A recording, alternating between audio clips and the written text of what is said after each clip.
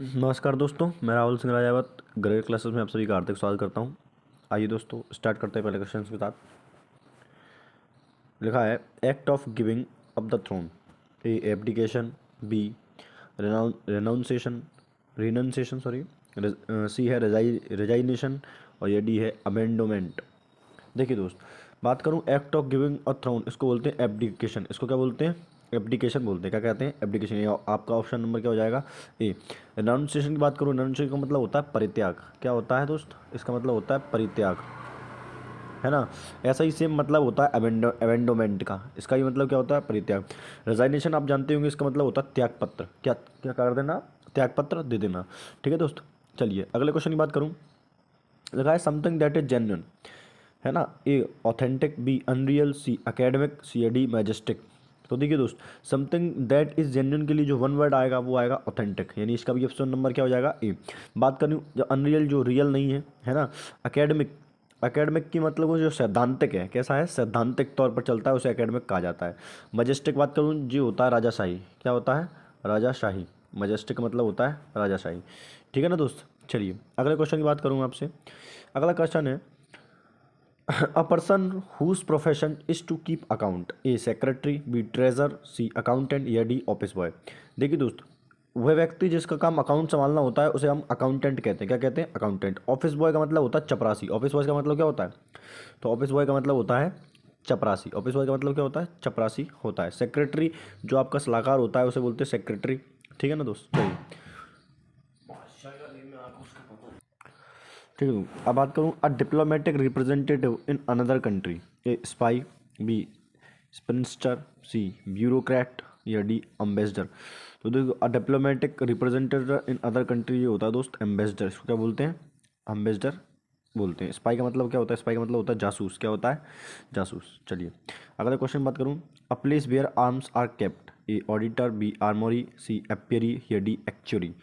तो देखिए दोस्त, जहाँ पर आर्म्स को कैप्ट किया जाता है उसे आर्मोरी कहा जाता है। क्या कहते हैं? आर्मोरी कहते हैं। ठीक है दोस्त, और उसे आर्सेनल भी, इसके लिए एक शब्द और होता है, उसे आर्सेनल भी कहते हैं। क्या कहते हैं?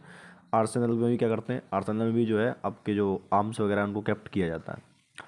लिखा है a words which are opposite in meaning, A synonym, B antonym, C homonym या डी सीडोनिम। तो देख, जो वर्ड अपोजिट होता है आप सभी पढ़ते हैं, इसको बोलते हैं एंटोनिम। क्या बोलते हैं? एंटोनिम। और जो वर्ड समान होता है उसे सिनोनिम कहा जाता है। जो समान उच्चारण, जिनके मीनिंग अलग अलग हो और बोला समान जाता हो उसे होमोनिम कहते हैं। सीडोनिम यानी छदम नाम वाले शब्दों को सीडोनिम कहते हैं। चलिए, the study of stars and planets, A archaeology, B astrology, C anatomy या डी एस्ट्रोनॉमी। तो देखिए study of stars and planet, इसको एस्ट्रोनॉमी कहते हैं। क्या कहते हैं? एस्ट्रोनॉमी इसको कहा जाता है। ये ऑप्शन नंबर जो है डी आपका आंसर हो जाएगा।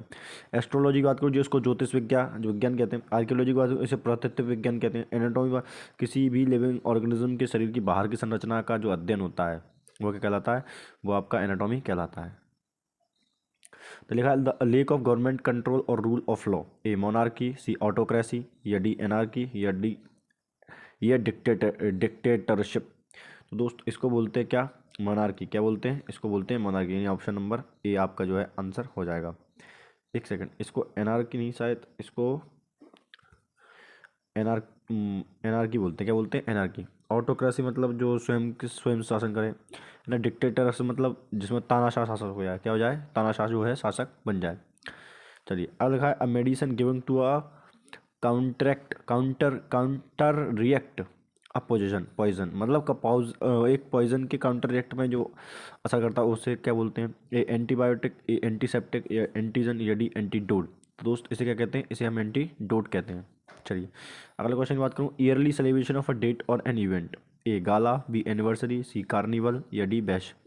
इसको बोलते हैं दोस्त एनिवर्सरी। क्या कहते हैं? एनिवर्सरी से कहा जाता है। A building where an audience sits, A aisle, B hangar, C gymnasium या डी ऑडिटोरियम। जिम हैंगर तो वो होता है जैसे जहाँ पर एरोप्लेन वगैरह खड़े होते हैं, तो जहाँ पर जनता वगैरह बैठती है उसे क्या बोलते हैं? ऑडिटोरियम कहते हैं। क्या कहते हैं? ऑडिटोरियम कहा जाता है। लिखा है a person who rules without consulting the opinion of other, A aristocrat, B arbitrator या डी एथिस्ट या डी ऑटोक्रेफ्ट। तो इसे कहा जाता है ऑप्शन नंबर डी, यानी ऑटो करेक्ट। क्या कहते हैं? Auto correct. देखा an institute for the care of people who are mentally ill, A aviary, B apiary, C arsenal या डी एजाइलम। तो देखिए दोस्त, जहाँ पर इन लोगों को रखा जाता है उसे एजाइलम कहते हैं। क्या कहते हैं? एजाइलम कहा जाता है। एवरी पंछी को रखने की जगह होती है, एपेरी मधुमक्खियों को रखने की जगह होती है, आर्सेनल जो है था अभी अभी बताया था यहाँ पर आर्म्स वगैरह को जो है रखा जाता है, हथियार वगैरह को। देखा है an account of a person life written by self, ये खुद के द्वारा लिखी गई, इसको कहते हैं ऑटोबायोग्राफी, कार्टोग्राफी, बायोग्राफी या डी कैलिगोग्राफी, कैलीग्राफी। तो दोस्त इसे कहते हैं ऑटोबायोग्राफी। क्या कहते हैं? ऑटोबायोग्राफी।